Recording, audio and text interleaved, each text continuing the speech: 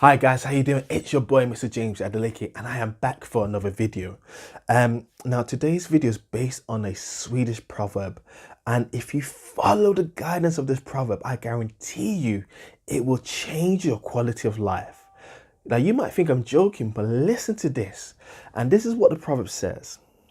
It says, fear less, hope more, eat less, chew more, whine less, breathe more, talk less, say more, hate less, love more, and all good things are yours.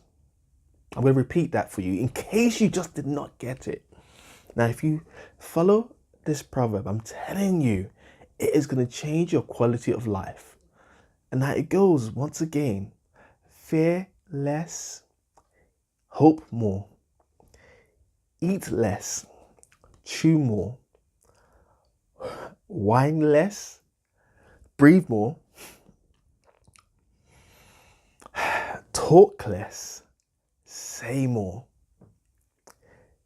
hate less, love more, and all good things are yours. Are yours. Now, if you had to break this down line by line, it'll go something like this: fearless. Now, I know so many incredible, talented people who, because of their fears, all their great ideas, all their amazing goals are just going to end up in a graveyard, because they've stopped themselves from taking action, from having faith in themselves, because they're scared of what if they fail, what what are people going to say? I've got a really comfortable position right now, and if I take this leap of faith, I could lose it all. Sometimes we just have to write down everything that we fear and ask ourselves, what is the worst that can happen? So people laugh at me for failing. At least I tried. It didn't work out. At least I tried. I left that comfortable position. Well, don't you have the skills and the right mindset to find another position?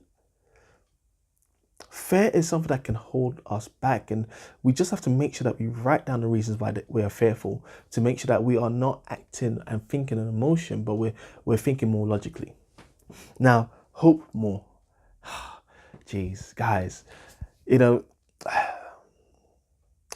I once again I know so many amazing people, and including myself, when we've been at our lowest point. I mean, so low that I can't imagine any lower. The only thing that's kept me going, and the only thing that's kept them going, has been their hope, their faith in their own ability and their ideas. Hope is like the light, the flame on a candle. Once it extinguishes, the darkness comes, and the actions we take is just like we just give up on everything. But as long as that flame stays alive, the light is there and the path is clear. Now, eat less, chew more. See, I'm especially at fault of this because, I'm sure everyone else is as well, in terms of we are always rushing, day to day, rushing, that we end up just like eating really, really fast, but not really being present in the moment, not really chewing. Lunchtime is often the times where we are really by ourselves or with friends. And we owe it to ourselves to give ourselves at least half an hour just to be present, just to connect with that moment.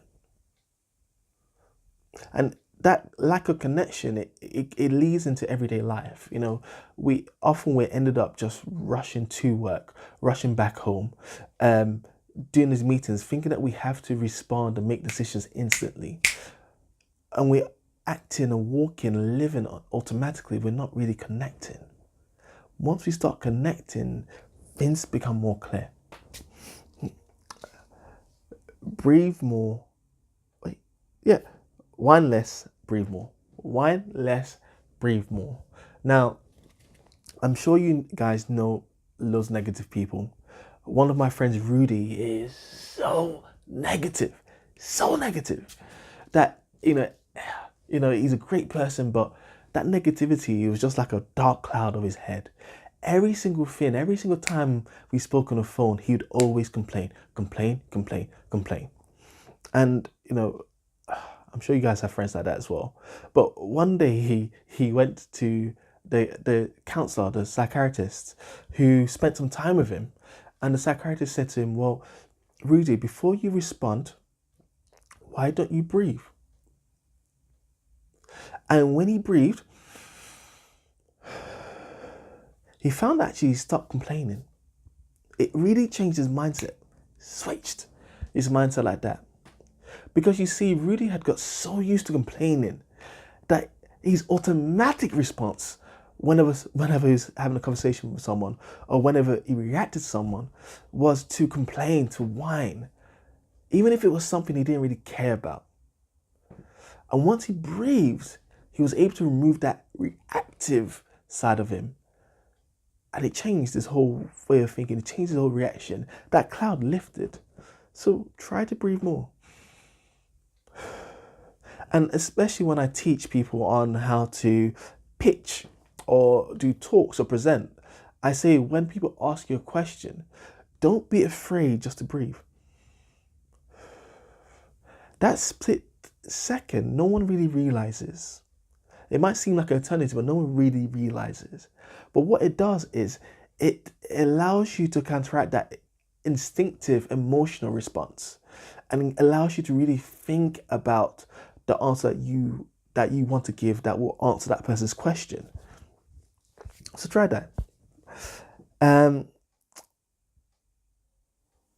Talk less and say more. Now, when it comes to talk less and say more, I'm saying you can interpret it how you want, but I'm just like, stop chatting shit.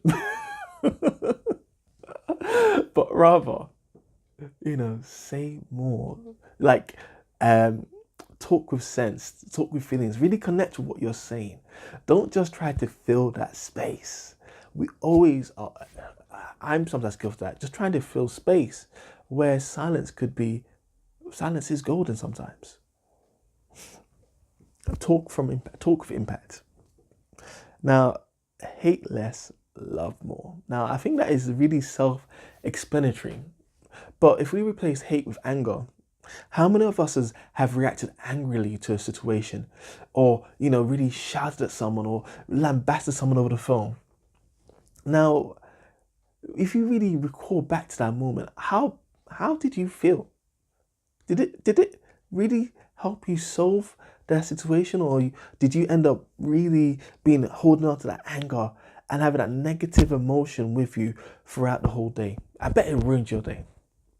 Not to try breathe before react. Try reacting with less anger and more, speak more, if that makes sense. But also love more. Now, often people ask me, why am I always happy? And it's because every day I'm trying to make a difference. Every day I'm trying to give back. I'm nice to people, so that people are nice back to me. And that creates a really happy environment. And I find actually when I give back and when I mentor, seeing someone go to that next level, it really gives me that sense of, I don't know if it's achievement, but just that happy feeling. And that's, I guess, the same as with love. But try giving back, try volunteering, try doing something that is positive, and you'll see how that will have an impact on your life.